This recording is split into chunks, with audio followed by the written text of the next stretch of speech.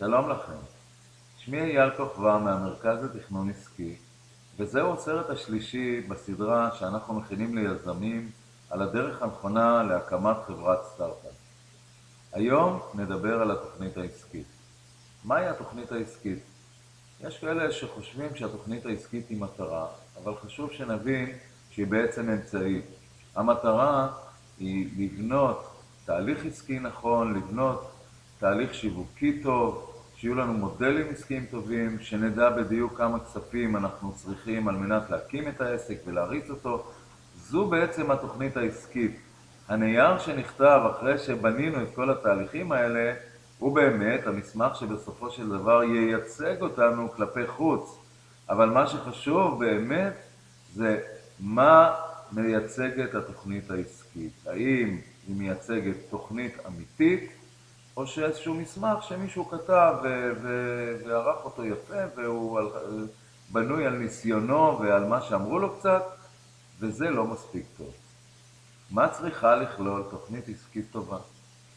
קודם כל, הפרק הראשון בדרך כלל, לפחות שאני נוהג לכתוב כשאני מכין תוכנית עסקית, זהו הפרק שמתאר את המיזם, מתאר את הצרכים ואת התועלות וכל מיני דברים שקשורים למיזם באופן ישיר, ומבהירים בעצם לקורא למה צריך את המיזם הזה, מה זה המיזם הזה, ובעצם איפה אנחנו נמצאים מבחינת הפיתוח ומה אנחנו צריכים לעשות על מנת להתקדם הלאה.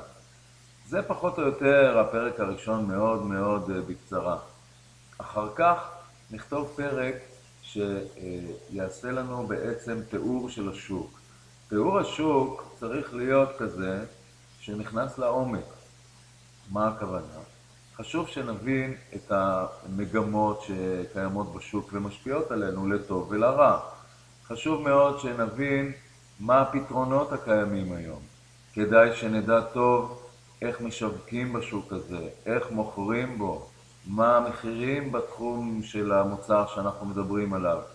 וחשוב מאוד כמובן שנדע את פוטנציאל השוק, אם זה שוק גדול, קטן, בינוני.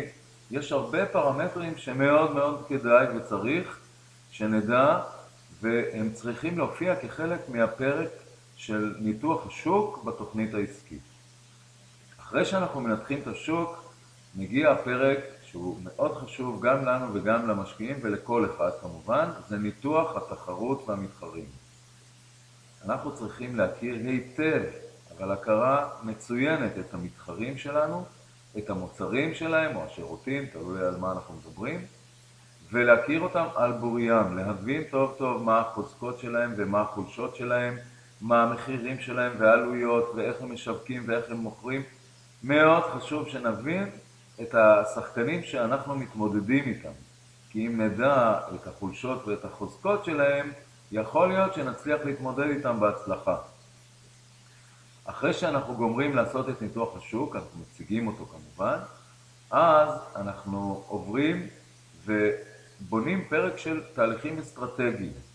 כלומר, אנחנו מציגים את החזון, לאן אנחנו רוצים להגיע, אנחנו מציגים את התהליך העסקי שאנחנו צריכים לעשות על מנת להגיע לאבני הדרך הנדרשות.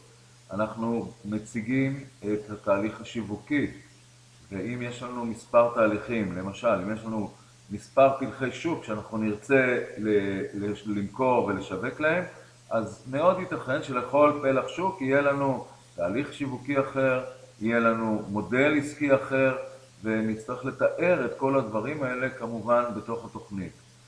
אחרי שאנחנו מתארים את זה, אנחנו צריכים לתאר היטב, בצורה ברורה מאוד, את המודלים העסקיים. אנחנו נקדיש סרט שלם למודל העסקי באופן נפרד. ואחרי שאנחנו מסיימים את זה, אנחנו נכתוב פרק שמתאר היטב את היזמים ואת אנשי המפתח במיזם, ואת הפרק הזה כל אחד ישים איפה שהוא רוצה בתוך התוכנית, איפה שהוא מאמין שזה יותר נכון. הפרק המרכזי האחרון, יש עוד כל מיני פרקים קטנים שבכל תוכנית מופיעים פעם ככה ופעם ככה, כל תוכנית בהתאם לצורך. הפרק המרכזי האחרון, שמוכרח כמובן להופיע בכל תוכנית, הוא התוכנית הפיננסית. זהו הפרק שבו בעצם אנחנו מתארים בצורה טובה את כל הנחות היסוד שינחו אותנו בבניית המודלים הפיננסיים, אנחנו מכניסים לפרק הזה את התוצאות של כל התחשיבים שעשינו, ברמה של דוח רווח והפסד חזוי, של תזרים מזומנים חזוי, ניתוח של נקודת האיזון, ניתוחי רגישות שונים. אנחנו צריכים להכניס שם למשל טבלה של שולי הרווח. אנחנו צריכים להכניס, מאוד חשוב, את כל הנושא שקשור לשכר וכוח אדם. זה מאוד מעניין את המשקיעים והיזמים, ובכלל, כל מי שמתעניין. בקיצור, אנחנו צריכים בעצם בפרק הפיננסי לתאר בצורה תמציתית, ברורה וטובה, את כל הפרמטרים הפיננסיים שמעניינים כל אחד. אז זה היה מהי תוכנית עסקית ואיך היא בנויה. ובסרטים הבאים אנחנו ניכנס לכל פרק בצורה קצת יותר מעמיקה, נתאר אותו, נבין איך אנחנו בונים אותו, ומה צריך להיות בו ומה לא צריך להיות בו. אני מזמין את כולם שוב להיכנס אלינו לאתר, לקרוא, ואם יש שאלות גם לשאול, אנחנו נשמח לענות לכל אחד. המרכז לתכנון עסקי, www.business-plan.co.il. להתראות בסרטים הבאים.